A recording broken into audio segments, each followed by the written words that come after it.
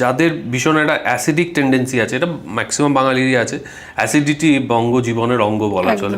তো এই অ্যাসিডিটির থেকে বাঁচার জন্য বা অ্যাসিডিটি কন্ট্রোল করার জন্য কি কি সাধারণ স্টেপস নেওয়া সম্ভব?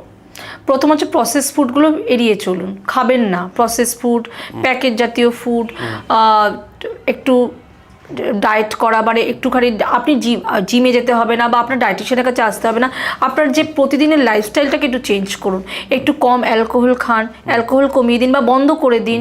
আর 2 নম্বর কথা হচ্ছে বাইরে রাস্তায় বেরোলে অনেকে না জাঙ্ক ফুড খাওয়ার প্রবণতা, ট্রান্স ফ্যাট জাতীয় খাবার, স্যাচুরেটেড ফ্যাট, এগুলোকে লাইক প্রচুর ঘি, মাখন, স্যাচুরেটেড ফ্যাট খাচ্ছে, চিজ খাচ্ছে, মানে বার্গার খাবো চিজ দিয়ে খেতে হবে, ক্রিম মানে প্রচুর ক্রিম, এইসব জাতীয় পেস্ট্রি, কেক, এগুলো হচ্ছে saturated fat. Trans fat like pizza, ময়দার জিনিস, তো এইগুলোকে একটু কম করুন।